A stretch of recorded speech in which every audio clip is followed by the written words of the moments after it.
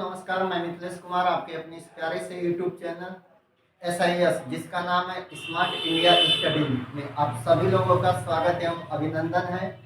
आज के इस वीडियो में हमारी टीम की तरफ से यूपी बोर्ड एग्जाम 2023-24 को देखते हुए हमारी टीम ने आप लोगों के लिए एक बेहतरीन तरीके से एक अच्छे से सवालों का संग्रह लेकर आ रहा है, जिसमें आप लोग अपने यूपी बोर्ड एग्जाम को एक बेहतरीन बना सकते हैं और अच्छे से अच्छे अंक प्राप्त कर सकते हैं।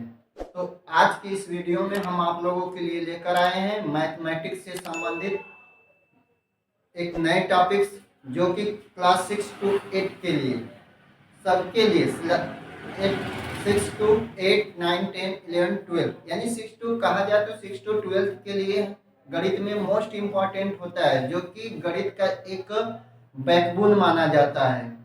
तो आज हम शुरू करेंगे, आपका नया टॉपिक है संख्या पद्धति, जिसको आप लोग हम जानते हैं कि आप लोगों ने पढ़ा होगा, लेकिन उसके बारे में थोड़ा बहुत हम वैसे जानकारी दे रहे हैं। पढ़े होंगे, फिर भी बहुत से लोग होंगे कि जो उसको भूल गए होंगे, तो उसको हम आज रिकॉल करने के लिए आपके सामने प्रस्तुत कर रहे हैं, जिसका नाम है संख्या पद्धति। संख्या पद्धति जिसको इंग्लिश में बोलते हैं भाई नंबर सिस्टम।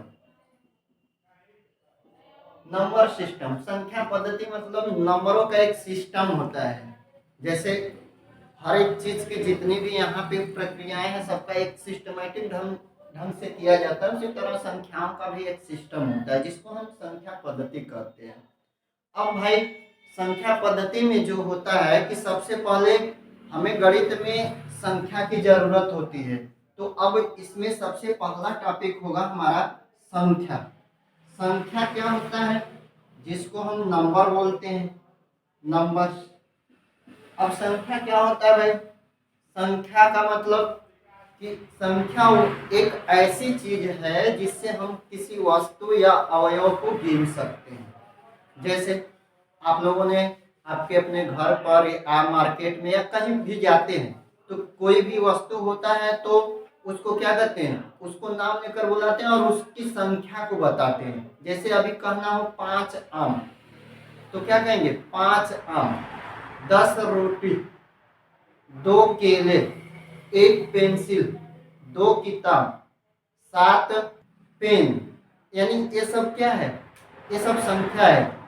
यहाँ पे आपका जो है आम, रोटी, पेन और जो है इस तरह की वस्तुएं हैं, और इनको बताने के लिए जिसका हम प्रयोग कर रहे हैं वो आपका एक संख्या है। तो यहाँ पे जो 3 आम, यानी क्या बोल दिए भाई? 3 आम। तो इसमें 3 क्या है? 3 आपका क्या है? संख्या है। और आम क्या है? आपका अवयव बोल सकते हैं, या इसी को ऑब्जेक्ट यानी वस्तु बोलते हैं। यानी यहाँ पर जो 3 है किसको प्रदर्शित करा है? आम को, यानी अवयवों की संख्या को प्रदर्शित करता। तो यही सब क्या है? संख्या है। और इसको संख्या के बाद इसको संख्यांक भी बोलते हैं। कहीं कहीं देखोगे तो इसको संख्यांक बोलते हैं, संक्षिप्त रूप इसका संख्या, यानी संख्या का अंक 3।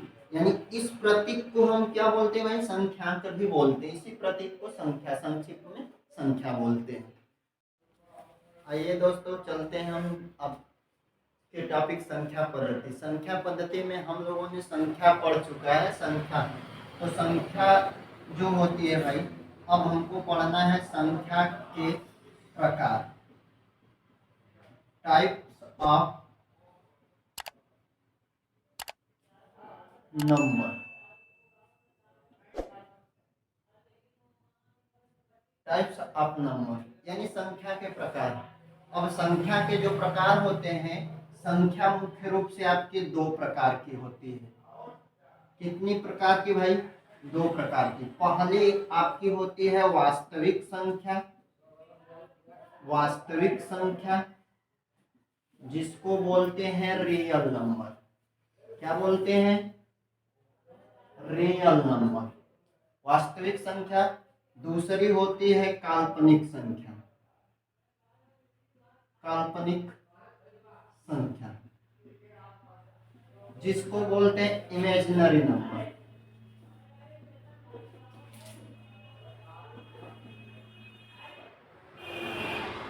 Imaginary number. अब होता क्या है, वास्तविक संख्या, काल्पनिक संख्या, इनके बारे में जानेंगे। तो वास्तविक संख्या में वह संख्या होती है जिसको हम संख्या रेखा पर लिख सकते हैं या प्रदर्शित कर सकते हैं या दर्शा सकते हैं, उसको हम वास्तविक संख्या बोलते हैं। एक तरह से देखिए तो -2, 2, 1/4, ये सब क्या है, आपकी वास्तविक संख्या है। क्या है भाइयों, वास्तविक संख्या है। और √2, ये सब क्या है, वास्तविक संख्या, क्योंकि हम इन सब संख्याओं को संख्या रेखा पर प्रदर्शित कर सकते हैं। ये हो गया। दूसरा नियम यह बता सकते हैं या इसी को यह कह सकते हैं कि वह संख्या जिसको या जिसका वर्ग करने पर, जिसका वर्ग करने पर क्या हो जाए, धनात्मक संख्या प्राप्त हो। जिसका वर्ग करने पर क्या हो, धनात्मक हो। अब देखिए धनात्मक यानी जैसे हमारे पास -2 है, चेक करना हो इसको कि ये वास्तविक है कि काल्पनिक, तो तुरंत क्या करेंगे, इस संख्या -2 का वर्ग करेंगे। -2 का वर्ग करेंगे तो कितना आ जाएगा, 4 आ जाएगा। अब 4 बताइए भाई क्या है, धनात्मक है कि ऋणात्मक, ये 4 आपका धनात्मक है, यानी पॉजिटिव प्लस जिसको बोलते हैं। -2 का वर्ग +4 आ गया। तो अब बताओ -2 का वर्ग +4 आ रहा है तो -2 क्या होगी आपकी, -2 आपका वास्तविक संख्या होगा।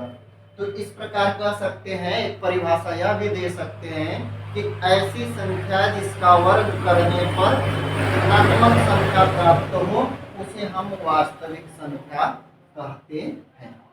एक तो यह हो गया पहली परिभाषा, यह कि वह संख्या जिसे हम संख्या रेखा पर दर्शाते हैं या दर्शा सकते हैं उसको हम वास्तविक संख्या कहते हैं। इसी का जस्ट विपरीत होता है आपका काल्पनिक संख्या, यानी इमेजिनरी नंबर। काल्पनिक संख्या क्या होता है, काल्पनिक संख्या उसी का अपोजिट, यानी कि वह संख्या जिसको हम संख्या रेखा पर नहीं प्रदर्शित कर सकते या नहीं दर्शा सकते उसको हम काल्पनिक संख्या कहते हैं। या इसके अनुसार कहेंगे तो वह संख्या जिसका वर्ग धनात्मक की जगह पर क्या आ जाए, यानी वर्ग करने पे ऋणात्मक प्राप्त हो, ऋणात्मक संख्या प्राप्त हो, उसको हम क्या बोलेंगे दोस्तों, काल्पनिक संख्या। तो इस तरह की दो संख्याएं होती हैं हमारे पास। संख्या का अगर कोई प्रकार पूछेगा तो उसमें प्रकार मुख्य रूप से दो ही होता है, पहला वास्तविक, दूसरा काल्पनिक। वास्तविक संख्या क्या है, जिसे संख्या रेखा पर दर्शाया जा सकता है उसे वास्तविक संख्या कहते हैं, या जिस संख्या का वर्ग एक धनात्मक संख्या प्राप्त हो उसे वास्तविक संख्या कहते हैं। काल्पनिक संख्या इसी का उल्टा होता है, यानी इसी का विपरीत बोल सकते हैं कि वह संख्या जिसको संख्या रेखा पर नहीं प्रदर्शित किया जा सकता उसको क्या कहते हैं, काल्पनिक संख्या कहते हैं। या जिसका वर्ग करने पर ऋणात्मक संख्या प्राप्त हो उसे काल्पनिक संख्या कहते हैं। तो इस तरह की रही हमारे संख्या के प्रकार। आइए दोस्तों आज हम चलते हैं वास्तविक संख्या से संबंधित संख्या। इसके पहले हम लोगों ने पढ़ चुका है संख्या का प्रकार, उसमें पढ़े थे दो प्रकार की संख्याएं, एक वास्तविक संख्या थी, एक काल्पनिक संख्या। तो उसी में वास्तविक संख्या से संबंधित ये संख्याएं हैं। वास्तविक संख्या से संबंधित जो संख्याएं होती है वो आपका प्राकृतिक संख्या, पूर्ण संख्या, पूर्णांक, सम संख्या, विषम संख्या, भाज्य, अभाज्य, परिमेय तथा अपरिमेय, ये सब वास्तविक संख्या से संबंधित होती है। तो आइए ये सब यहाँ पे देखते हैं कि हम प्राकृतिक संख्या क्या होता है, पूर्ण संख्या क्या होता है, पूर्णांक क्या होता है, सम क्या होता है, विषम क्या होता है, भाज्य क्या होता है, अभाज्य, परिमेय, अपरिमेय, इन सब संख्याओं के बारे में जानेंगे।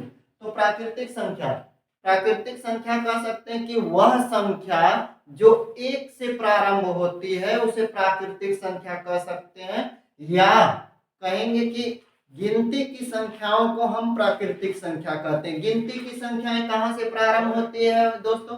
एक से प्रारंभ होती है। गिनती की संख्या एक से, ए न कि जीरो से। जीरो का तो बाद में खोज हुआ है ना, इसलिए गिनती की संख्या एक से प्रारंभ होती है। तो वही हमारी क्या होती है? प्राकृतिक संख्या। जैसे 1 2 3 4 5 6 डैश डैश कहाँ तक होती है? अब गिनती कहाँ तक होती है? अनंत तक, यानी गिनती का कहीं पे अंत नहीं है। इसलिए हम कह सकते हैं कि संख्याओं का अंत नहीं है। तो जहां से गिनती प्रारंभ होती है, यानी जहां से संख्या प्रारंभ होती है, उसको हम प्राकृतिक संख्या कहते हैं। कहां से प्रारंभ होती है? एक से। कहां पे खत्म होती है? खत्म कहीं पे नहीं हो पाती है, यानी वो अनंत तक जाती है। इसीलिए एक से लेके अनंत तक की संख्याओं को हम प्राकृतिक संख्या बोलते हैं। दूसरा है पूर्णांक, पूर्ण संख्या। पूर्ण संख्या जब वह संख्या जो जीरो से प्रारंभ हो, वह संख्या जो जीरो से प्रारंभ हो, उसको हम क्या कहेंगे दोस्तों? पूर्ण संख्या। पूर्ण संख्या बोलते हैं। या तो कह सकते हैं कि प्राकृतिक संख्या में जीरो को सम्मिलित कर लेने पर जो संख्या प्राप्त होती है, उसी को हम पूर्ण संख्या बोलते हैं। जैसे 0 1 2 3 4 5 6 डैश डैश कहाँ तक? इनफाइनाइट, यानी अनंत तक। जीरो से लेके अनंत तक की संख्याओं को हम पूर्ण संख्या कहते हैं। तीसरा है पूर्णांक। अब पूर्णांक क्या होता है? अब देखिए भाई, संख्याओं में कुछ प्लस होता है, कुछ माइनस होता है। तीसरा है पूर्णांक संख्या। पूर्णांक संख्या वह होता है जिसमें जैसे प्लस माइनस कुछ संख्याएं होती है ना, तो जब हम पूर्ण संख्या के साथ ऋणात्मक संख्या को भी सम्मिलित कर लेते हैं तो हमको पूर्ण संख्या प्राप्त होती है। अब बताइए भाई, ऋणात्मक संख्या क्या होती है? ऋणात्मक संख्या की शुरुआत हमेशा अनंत से होती है। क्यों? क्योंकि आप लोगों ने पढ़ा होगा कि ऋण संख्या में, ऋण में जितने संख्या बड़ी होती है उसका मान उतना कम होता है। जैसे -10 है और -5, इसमें कौन बड़ा होगा दोस्तों? -10 जो है आपका छोटा होगा और -5 आपका बड़ा होगा। मान इसका क्या होगा? बड़ा होगा। क्यों? क्योंकि माइनस में संख्याएं जितनी बड़ी रहती है उसका मान उतना कम होता है, और जितनी छोटी संख्या होती है माइनस में उसका मान उतना बड़ा होता है। इसलिए अब देखा जाए तो सबसे छोटी ऋणात्मक संख्या, अब भाई जो सबसे बड़ी धनात्मक होगी उसी के आगे ऋण लगा लेंगे तो सबसे छोटी ऋणात्मक संख्या हो जाएगी ना। तो इसीलिए जो पूर्णांक होता है वो माइनस अनंत से शुरू होता है और कहाँ तक जाता है? -3 -2 -1 0 1 2 3 डैश डैश कहाँ तक? प्लस अनंत तक। यानी इस प्रकार कह सकते हैं कि जो पूर्णांक होता है वे सभी धनात्मक एवं ऋणात्मक संख्याओं का एक समुच्चय होता है। उसी को हम क्या बोलते हैं? पूर्णांक संख्या। अगला है सम। सम संख्या। सम संख्या तो एकदम आसान है।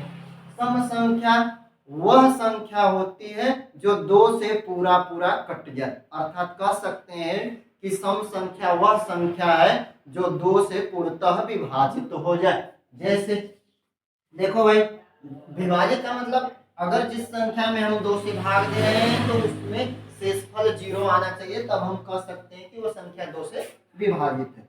जैसे 2 है, 4 है, 6 है, 8 है, 10 है और इसी तरह, यानी जितनी भी सम संख्याएं, जितनी भी वह संख्याएं आएंगी जो 2 से पूरा पूरा कटेंगी उसको क्या बोलेंगे? सम संख्या। यानी 2 4 6 8 10 12 14 16 18 20, मतलब जहां तक गिन सको। 2 का ऐसा पढ़ो, 2 का पहाड़ा ऐसा पढ़ो कि वो संख्या कट जाए। ठीक, तो वो जो 2 से कट जाए उसको हम क्या बोलते हैं? सम संख्या। अगला है हमारा विषम संख्या।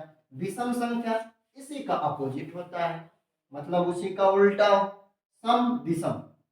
यानी वह संख्या जो 2 से पूरा पूरा न कटे, अर्थात वह संख्या जो 2 से विभाजित न हो उसको हम क्या कहेंगे दोस्तों, विषम संख्या बोलते हैं। जैसे 1 2 3 4, सॉरी ये तो आपकी प्राकृतिक यानी 2 से नहीं कटना चाहिए, तो 1 3 5 7 9 11 13 डैश डैश कहाँ तक जाएगा, इनफाइनाइट तक, यानी वह संख्या जो 2 से पूरा पूरा। अब बताइए भाई, 2 में 1 में 2 का भाग देंगे कटेगा, नहीं कटेगा। 3 में 2 का भाग देंगे न कटेगा, नहीं कटेगा, 1 बच जाएगा। 5 में 2 का भाग देंगे पूरा पूरा कटेगा, नहीं कटेगा। यानी कटने के बाद दशमलव नहीं आना चाहिए। कुछ तो सोचेंगे कि कट दशमलव बार में कट जाएगा, लेकिन दशमलव बार में नहीं कटना चाहिए। पूरा पूरा कब कटा हुआ कहलाएगा, यानी जब वो किसी भी एक पूर्णांक के रूप में कटे तब उसको हम पूरा पूरा कहेंगे ना। तो यहाँ पे क्या हो, जैसे 5 हो 7 हो 9 हो 11 हो, तो ऐसी संख्याओं को हम क्या बोलेंगे दोस्तों, विषम संख्या बोलते हैं। अगला है हमारा भाज्य संख्या। देखो भाज्य संख्या, एक खास तौर से लोग इसी को मान लेते हैं भाज्य संख्या, विषम संख्या को ही भाज्य संख्या मान लेते हैं, लेकिन सारी विषम संख्याएं भाज्य संख्या नहीं होती है, यही सबसे तगड़ा होता है। तो इसको देखने के लिए ध्यान दीजिए, इसका केवल एक कॉन्सेप्ट याद रखिए कि वह संख्या जो एक तथा स्वयं के अतिरिक्त, एक तथा स्वयं के अतिरिक्त अन्य संख्या से क्या हो, पूरा पूरा कट जाए, पूरा पूरा विभाजित हो जाए, यानी एक से स्वयं के अतिरिक्त अन्य संख्या से भी विभाजित होता है, उसको क्या कहते हैं, भाज्य संख्या। ठीक, उसको क्या कहेंगे, भाज्य संख्या। भाज्य संख्या का मतलब जैसे यहाँ पे आपका हो गया 4, है ना, 4 आपका क्या है, 1 से कट रहा है, स्वयं से कट रहा है, और अन्य संख्या से कटेगा, 4 से भी कट जाएगा। 4 के बाद क्या हो गया दोस्तों, 6 आपका क्या है, भाज्य संख्या। क्यों, 1 से कट रहा है, 2 से कट रहा है और 3 से कट रहा है। क्या कहा है कि वह संख्या जो एक तथा स्वयं के अतिरिक्त अन्य संख्या से भी पूरा पूरा कट जाए। अब देखिए जैसे 8 हो गया, है कि नहीं, 8 किससे कट रहा है, 2 से कट रहा है, 4 से कट रहा है और 8 से कट रहा है। अब बताओ भाई 9 क्या है, 9 भी आपकी भाज्य संख्या है। 9 क्या है, भाज्य संख्या। क्यों, 1 से कट रहा है, 3 से कट रहा है और स्वयं से, मतलब 1 से भी कट रहा है, स्वयं से भी कट रहा है और अन्य संख्या 3 से भी कट रहा है। अब कहो कि सर 7 भी हो सकती है, 7 कहाँ होगी भैया, 7 को देखो केवल 1 से कटेगा और किससे कटेगा, स्वयं से, तो इस संख्या को हम भाज्य नहीं कहेंगे। यानी ऐसी संख्या जो 1 से कटे, स्वयं से कटे और उसके अतिरिक्त अन्य किसी भी संख्या से कट जाए, उसको हम भाज्य संख्या बोलते हैं। 9 हो गया, 10 हो गया। अब कहोगे कि सर 2 4 6 8 के बाद 9 10 आ गया, यानी इसका क्रम इधर तो दोनों का अंतर, अब कोई अंतर नहीं देखना। देखिए यही चीज अंतर इसमें आता है कि कभी भी बराबर के अंतर पे नहीं होते हैं, एक केवल इन कंसेप्ट का पालन करते हैं कि जो एक स्वयं तथा अन्य संख्या से क्या हो, पूरा पूरा कट जाए, तब वो क्या कहलाएगी, भाज्य संख्या। 10 हो गया। अब बताओ भाई 11 भाज्य होगा कि अभाज्य, 11, जो 11 है वो केवल 1 से और स्वयं से कट रहा है और किसी से कटेगा नहीं, तो 11 आपकी क्या होगी, अभाज्य संख्या। 11 हो गया, 10 हो गया, 12 हो गया, 14 हो गया, 15 हो गया, 15 के बाद 16 हो गया, 18 हो गया, 20 हो गया, 21 हो गया, 23 नहीं होगा, 21 के बाद 22 हो गया, 24 हो गया, 25 हो गया, मतलब इसी तरह की संख्याएं आती रहेंगी कि जो क्या हो, 1 से स्वयं से और अन्य संख्या से कट जाए। अब देखिए भाई यहाँ पे इस पूरी संख्या में कुछ संख्या सम है और कुछ संख्या विषम, यानी इस प्रकार कह सकते हैं कि जो भाज्य संख्या होती है वो पूरा सम या विषम नहीं होती है, वो दोनों का क्या होता है, ये दोनों का मिक्स होता है, मिश्रण होता है, सम भी होता है विषम भी होता है। इसलिए हम इसको ऐसे कंसेप्ट पे नहीं रह सकते कि इससे बड़ी विषम संख्या या इससे छोटी सम संख्या, इस पे नहीं रख सकते। इसका कॉन्सेप्ट यही है कि जो एक स्वयं तथा अन्य किसी संख्या से पूरा पूरा कट जाए उसको हम क्या कहेंगे, भाज्य संख्या कहेंगे। अब इसी का उल्टा आता है अभाज्य संख्या। अभाज्य संख्या का मतलब दोस्तों कि वह संख्या जो केवल एक और स्वयं से कटे, जो केवल किससे, एक और स्वयं से कटे, उसको हम बोलते हैं अभाज्य संख्या। क्या बोलेंगे, अभाज्य संख्या। इस प्रकार देखो हमारे पास जो एक है, अब बताओ भाई, एक तो एक ही से कट रहा है ना, उसको स्वयं कहो चाहे एक कहो, इसलिए एक को हम नहीं लिखते हैं। इसीलिए कहा जाता है कि एक न तो भाज्य होगा और न ही अभाज्य।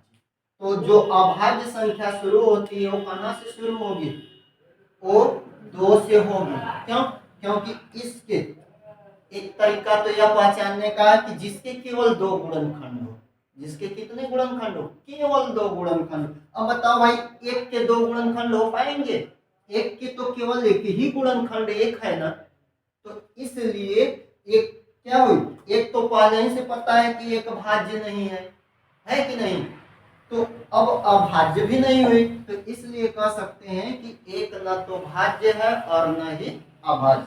तो अभाज्य संख्या की शुरुआत कहां से होगी, 2 से। सबसे छोटी अभाज्य संख्या क्या होगी भाई, 2 होगी। क्यों, क्योंकि हम पहले जानते हैं कि जो अभाज्य संख्या होती है उसके केवल 2 गुणनखंड होते हैं, अथवा ऐसी संख्या जो एक या स्वयं से पूरा पूरा कटे, अन्यथा और अन्य किसी संख्या से न विभाजित हो। तो क्या है, 2 है भाई, 2 किससे कटेगा, एक से और स्वयं से कटेगा। 3 है, 3 किससे कटेगा, एक से और स्वयं से कटेगा। 5 है, 5 किससे कटेगा, एक से स्वयं से। 7 है, 7 किससे कटेगा, एक से और स्वयं से। 7 के बाद 11 है, 11 किससे कटेगा भाई, एक से स्वयं से। 11 के बाद 12, 12 भी है ना, नहीं गलती मत करना, 12 नहीं है, 12 किससे कट रहा है, एक से भी कट रहा है, स्वयं से भी कट रहा है, मतलब सीधी सी बात यानी कि 12 के एक से अधिक गुणनखंड हो जा, सॉरी 2 से अधिक गुणनखंड हो जा रहे हैं ना, तो 12 के जो गुणनखंड करेंगे दोस्तों तो क्या आ जाएगा, 1 गुणे 2 गुणे 3 गुणे 2, मतलब कि 2 2 बार आ जाएगा और 1 3। अब बताओ कितने गुणनखंड हो गए, 1 2 3 4, 4 गुणनखंड हो गए 12 के ना, तो बताओ 12 भाज्य होगा कि अभाज्य, यानी 12 क्या है, भाज्य। देखो लिखा गया है, ठीक। इसलिए ऐसी संख्या कभी भी भाज्य नहीं होगी जिसका 2 से अधिक गुणनखंड हो। तो 11 हो गया, 11 के बाद 13 हो गया, 13 के बाद 17 हो गया, 15 नहीं, 15 के भी 2 से अधिक गुणनखंड होंगे। 1 हो गया, 3 हो गया, 5 हो गया, 15 हो गया, तो इसके 3 2 से अधिक गुणनखंड हुए ना, तो ये 15 भी आपका क्या है, भाज्य संख्या। देखो भाज्य संख्या में है ना 15 है। 17 के बाद 19 हो गया, 19 के बाद 23 हो गया, 23 के बाद क्या आएगा, 29 आएगा दोस्तों। इसी तरह सारी संख्याएं आती जाएंगी, यानी उन सभी संख्याओं को अभाज्य कहेंगे जिनका केवल 2 गुणनखंड हो, केवल 2, यानी एक पहला गुणनखंड एक हो, दूसरा वह स्वयं संख्या, तो ऐसी संख्याओं को हम अभाज्य संख्या बोलते हैं। अगला है परिमेय संख्या। परिमेय संख्या क्या होता है, ये तो सब लोग जानते होंगे, क्लास 6 7 में भी पढ़ाया गया है, तो आज इसको रिकॉल कर दे रहे हैं। यानी ये सबसे सिंपल है दोस्तों, जिसे P बटे Q के रूप में लिखा जाए उसको क्या कहते हैं, परिमेय संख्या कहते हैं, जिसे P बटे Q के रूप में लिखा जाए। एकदम माइंड में बैठा लो, परिमेय संख्या जिसे P बटे Q के रूप में लिखा जाता है उसे परिमेय संख्या कहते हैं। इस प्रकार से देखे जाए तो ये जितनी भी संख्याएं हैं सब क्या है हमारे पास, ये सब परिमेय संख्या हो सकती है। जैसे आप कहो कि सर एक कैसे परिमेय संख्या? अब भाई एक को 1/1 लिख सकते हैं ना। जिस संख्या के बटे में कुछ नहीं रहता है उसको क्या माना जाता है? एक। और एक बात और अपने माइंड में बैठा लीजिए दोस्तों कि हर एक संख्या में एक से गुणा होता है, एक से भाग ऑलरेडी रहता है, यानी हमेशा एक का भाग और एक का गुणा रहता है, उसमें छुपा रहता है। ठीक, तो इसलिए अगर एक है, एक भी आपका क्या है? परिमेय संख्या है। परिमेय संख्या में प्लस और माइनस दोनों संख्याएं आती हैं। अब देखिए, अब कहा जाए कि -3, -3 भी आपका क्या है? परिमेय संख्या। क्यों भाई? -3 के बटाए 1 नहीं लिखा जा सकता? लिखा जा सकता है, यानी ऐसी संख्या जिसे p/q के रूप में लिखा जाए उसे परिमेय संख्या कहते हैं। तो हम कह सकते हैं कि जितनी भी ये संख्याएं हमारे सामने दिख रही हैं ये सब क्या है? परिमेय संख्या। ये सब क्या है भाई? परिमेय संख्या। अगला है अपरिमेय संख्या। अपरिमेय संख्या किसे कहेंगे? अब अपरिमेय संख्या का मतलब जिसे p/q के रूप में ना लिखा जा सके। अर्थात और एक बात का ध्यान रखिए कि इसमें q का मान 0 कभी नहीं होता है। अगर जिस परिमेय संख्या में q का मान 0, जिसका हर 0 होगा उसका मान क्या होगा? इनफाइनाइट, यानी वह संख्या कौन सी कहलाने लगेगी? अपरिमेय संख्या। ठीक, इनफाइनाइट हो जाता है, इसलिए q का मान परिमेय संख्या में 0 नहीं होता है। अपरिमेय में जो होती है इसे p/q के रूप में हम नहीं लिख सकते। जैसे जैसे रूट में संख्या, ऐसी संख्या जिसका वर्गमूल हम न निकाल सके, जिसका वर्गमूल न निकाल सके। रूट की ऐसी संख्या यानी करड़ी में वह संख्या जिसका वर्गमूल संभव न हो उसको क्या कहेंगे? अपरिमेय संख्या। जैसे रूट में 3 है कि नहीं? ये सब क्या है? अपरिमेय संख्या। रूट में 1/2 है, ये सब क्या है? अपरिमेय संख्या। अब आता है दोस्तों कि परिमेय संख्या रूट वाली भी। अब देखो, अगर रूट में 25 लिख दिया जाए, रूट में 25 लिख दिया जाए तो दोस्तों ये परिमेय होगा कि अपरिमेय? ये दोस्तों आपका परिमेय होगा। कहो कि क्यों सर, सारे रूट की संख्याओं को बता रहे हैं कि परिमेय है। तो हम इसमें ये भी बोले हैं दोस्तों कि रूट की वह संख्या जिसका वर्गमूल न निकले, लेकिन 25 है, 25 का वर्गमूल निकल जाएगा ना, इसका वर्गमूल क्या आएगा? 5 आ जाएगा। अब बताओ 5 परिमेय है कि अपरिमेय? 5 किसका वैल्यू आया है? किसका वर्गमूल है? रूट में 25 का ना। तो अब बताओ रूट में 25 आपका क्या होगा? परिमेय संख्या होगा। तो कभी कभी रूट वाली संख्याएं भी आपको कंफ्यूजन में डाल देती हैं, तो ऐसी संख्याओं को भी ध्यान दिया करो कि रूट में देख रहे हैं उसका वर्गमूल निकल रहा है कि नहीं।